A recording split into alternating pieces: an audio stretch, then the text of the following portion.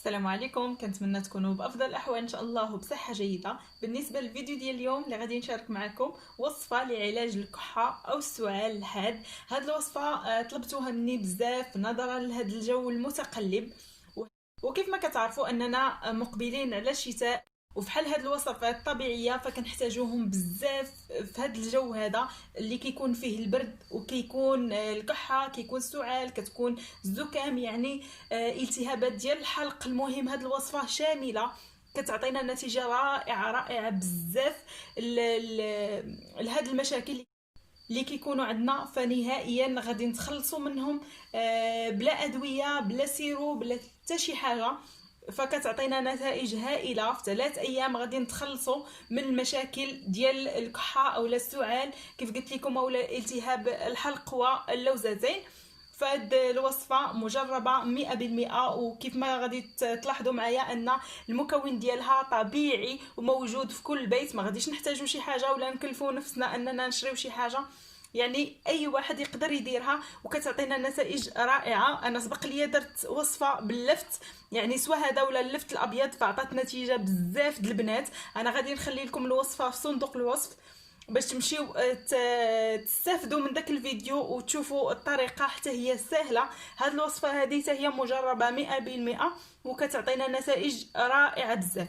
اول مكون كيف ما كتشوفوا اللي غادي نحتاج اللي هو اللفت، يعني غادي نحتاجو هاد اللفت اللي موف والنصف ديالو بنفسجي والنصف ديالو ابيض، اولا اللفت العادي اللي تيكون ابيض. هاد اللفت هذا اللي كيكون ابيض على هاد الشكل هذا. المهم نتوما اللي عندكم اولا اللفت اللي متوفر يمكن لكم تحضروا به هاد الوصفه هذه. كيف ما كتلاحظوا معايا غادي ناخذوا هنايا واحد الفيته متوسطه، ولا على حساب الافراد. يعني كاين بعض المرات فكيكونوا وليدات صغار مرضين والام، يعني العائله كامله كتكون مريضه، فاستعملوا واحد الحبه تكون كبيره.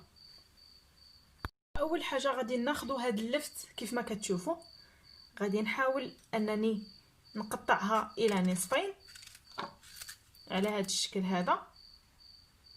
النصف الاول غادي نخليوه على جنب، والنصف الثاني غادي نحيدوا له القشره ديالو بهذه الطريقه. هاد الوصفه كيف ما قلت لكم فهي رائعه بزاف لعده مشاكل اللي كنلقاو في فصل الشتاء، ملي كيكون البرد وكيكون الجو المتقلب. فهاد الوصفات فحال هاد الوصفات الطبيعيه فكنلقاو عليها نتيجه. كيف قلت لكم بالنسبه لهاد الوصفات الطبيعيه فنتيجتها من اول استعمال غادي تلاحظوا واحد الفرق، والمده ديالها 3 ايام ما غاديش تدور بكم نهائيا الكحه او السعال. كيف ما قلت لكم كاع المشاكل ما غاديش يبقاو نهائيا. فدابا كيف ما كتشوفوا مباشره غادي ناخذوا هذا النصف ديال اللفت اللي نقيت معكم، غادي نحاول انني نحك النصف كامل على هذا الشكل هذا. كيف ما قلت لكم نتوما الا كنتوا تستعملوها، يعني الناس اللي في الدار كاملين، يعني الافراد ديال العائله، فيمكن لهم يديروا واحد الكميه اللي غادي تقدهم كاملين. نتوما ديك الساعه عينكم ميزانكم. صافي هنايا كنستمر انني كنحك هذا النصف ديال اللفت. كيف ما كتشوفوا ان الحبه عندي متوسطه. في هذه المرحله هذه ضروري منحكوها في الحكاكه رقيقه باش يكون فيها داك الماء، يعني الا حكينا في الحكاكه الغليظه فما كيبقى ليناش داك الماء في اللفت، وحنايا عندنا الغرض بداك الماء ديال اللفت. هذه المرحله هذه يا اما غادي نستعملوا سكر سنيده كيف ما كتشوفوا، يا اما غادي نستعملوا ملعقه ممتلئه من سكر سنيده، ولا غادي نستعملوا ملعقه ممتلئه من العسل النحل، العسل الحر. نتوما ديك الساعه اللي متوفر عندكم استعملوه. انا بالنسبه ليا غادي ندير سكر سنيده، الا توفر عندكم العسل فديروه ما كاينش مشكل، ولا تقدروا ديروهم بجوج، بالاحسن يكون عسل الحر. المهم في كلتا الحالتين فكيعطيونا نتيجه. غادي ندير كيف ما قلت لكم ملعقه ممتلئه من سكر سنيده على هذا الشكل هذا.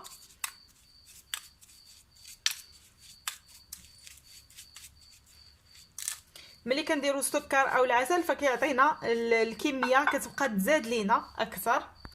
فغادي نضيف هنايا حتى ملعقه من العسل. ها نتوما كيف ما كتلاحظوا، يعني اي حاجه كيف ما قلت لكم سواء العسل ولا سنيده فغادي يفي بالغرض، وغادي نحصلوا على داك الدواء اللي حنايا باغيين.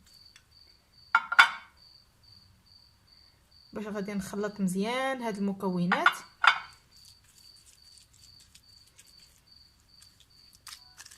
غادي نخلطهم وغادي نخليها على جنب حتى يطلق لينا داك السيرو اللي حنايا محتاجينه.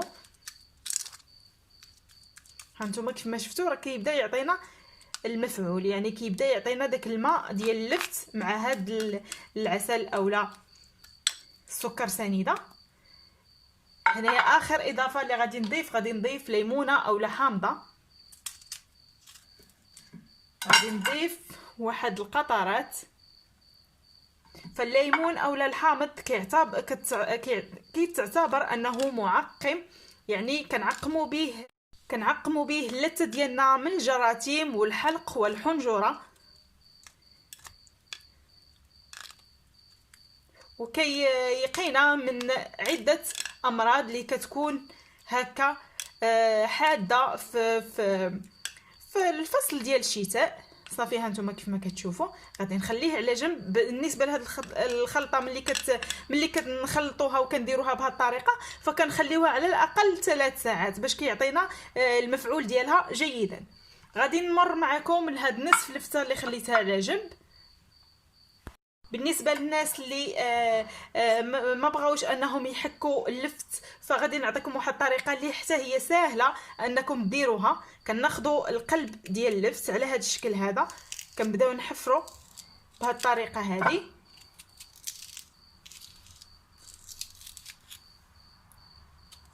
على هذا الشكل هذا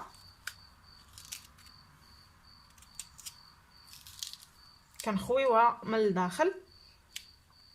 هانتوما كيف ما كتلاحظوا معايا سوا هاد اللفت هذا يعني داكشي اللي توفر عندكم.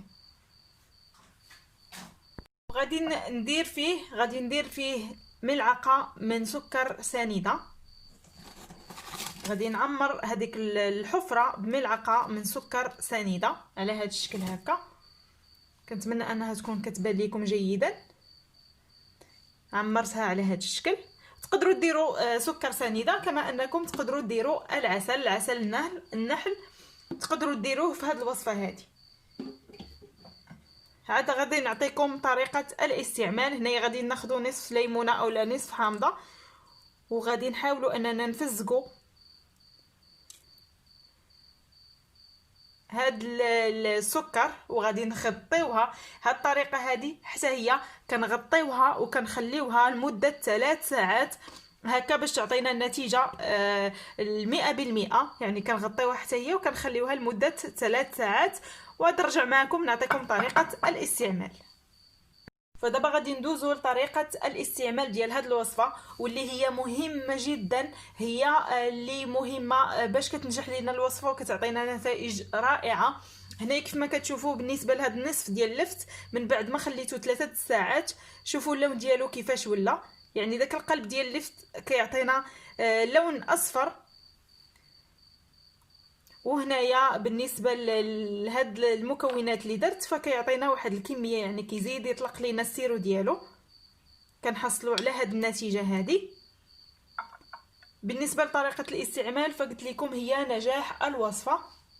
فكان ضروري حتى نبغيو ننعسوا اولا الوليدات ديالكم اللي بغيتو تعطيوهم هاد الوصفه حتى يبغيو ينعسوا، يعني يتغطاو وكل شيء، وعاد تعطيوهم واحد الملعقه. يعني كل يوم لمده 3 ايام كتعطيوهم ملعقه. تقدروا تصفيوه كتعطيوهم ملعقه. الا قدرتوا تعطيوهم حتى هاد اللفت هذا كامل بملعقه كامله فمن الاحسن. الا ما بغاوهاش ولا ما قدرتوش تعطيوها لهم فغير صفيوه وخذوا ملعقه على هذا الشكل هذا ويشربوها قبل ما ينعسوا ويتغطاو جيدا.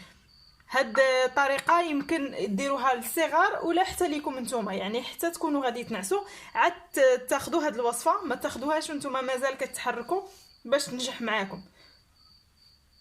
وبالنسبه للطريقه الثانيه فحتى هي نفس الشيء. كتاخذوا هاد الماء هذا اللي حصلتوا عليه، يعني كديروه في هاد في المعلقه على هذا الشكل هذا وكتاخذوه ملي كتكونوا في الفراش، يعني مغطيين صافي، غادي تنعسوه، ما غاديش تنوضوا نهائيا.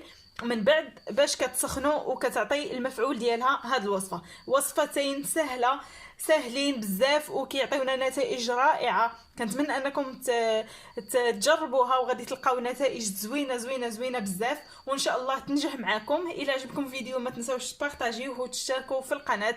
بالنسبه للناس اللي اول مره غادي يشوفوا القناه ديالي فكنقول لكم ما تنساوش الاشتراك والضغط على زر الجرس هكا باش يوصلكم كل جديد. دابا غادي نقول لكم السلام عليكم حتى الفيديو قادم ان شاء الله، تبقاو على خير.